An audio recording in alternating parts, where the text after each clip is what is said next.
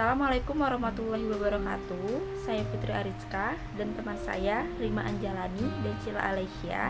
Kami dari kelas 04 SAKP 007. Di sini kami akan memaparkan hasil diskusi kami tentang manfaat e-commerce. Bank Indonesia mencatat nominal transaksi e-commerce per 21 Februari 2021 mencapai 27,2 triliun rupiah atau meningkat 45,28% secara tahunan. Kepala Departemen Kebijakan Sistem Pembayaran BI, Filianingsih, mengatakan secara volume transaksi tersebut juga naik 107,1% secara year on year menjadi 174,6 juta transaksi.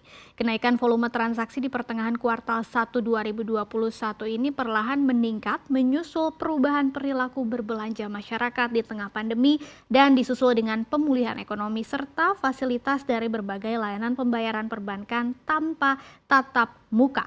Filianingsih menambahkan transaksi e-commerce diproyeksikan bakal terus meningkat, terutama pada hari belanja nasional atau Harbolnas bulan Ramadan di tanggal 5 Mei mendatang.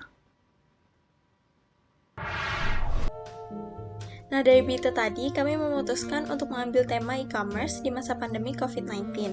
Sebelum itu, kita harus tahu apa itu e-commerce. E-commerce adalah kegiatan jual beli barang maupun jasa melalui internet.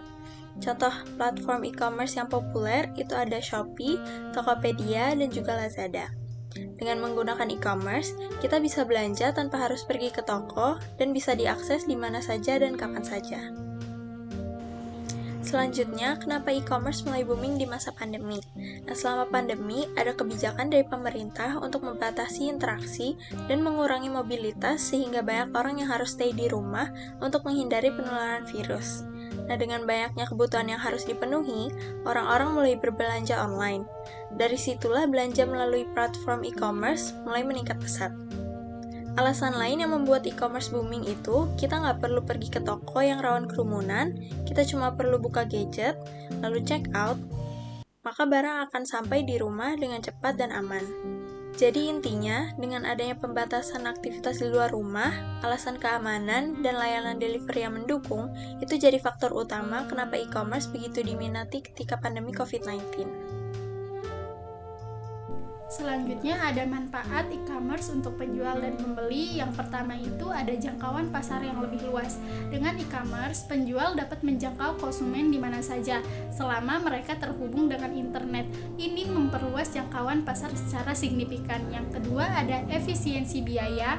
E-commerce mengurangi kebutuhan toko fisik seperti sewa tempat, gaji pegawai, utilitas, dan lainnya.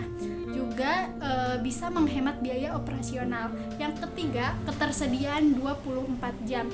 Toko online dapat beroperasi 24 jam sehari dalam 7 hari per minggu. Pelanggan dapat membeli kapan saja sesuai dengan kenyamanan mereka. Lalu ada akses informasi produk yang lebih baik. Situs e-commerce dapat menyediakan informasi produk yang terperinci, gambar, video, ulasan, dan spesifikasi produk yang lengkap. Lalu kenyamanan berbelanja. Pelanggan dapat berbelanja dari mana saja, kapan saja tanpa harus mengunjungi toko fisik. Ini sangat nyaman dan menghemat waktu. Lalu ada metode pembayaran yang beragam. E-commerce menawarkan beberapa metode pembayaran seperti kartu kredit, transfer bank, dompet digital, dan lainnya. Lalu ada pelacakan pesanan yang mudah. Pelanggan dapat dengan mudah melacak status pesanan mereka secara online.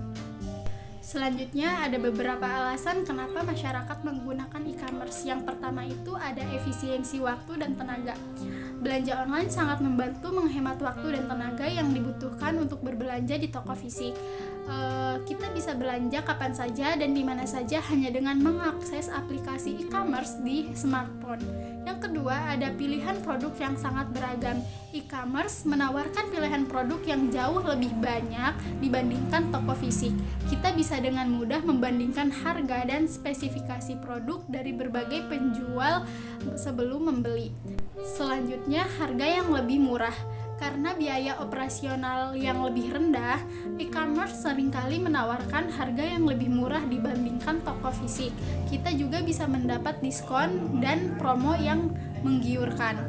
Lalu ada kenyamanan berbelanja.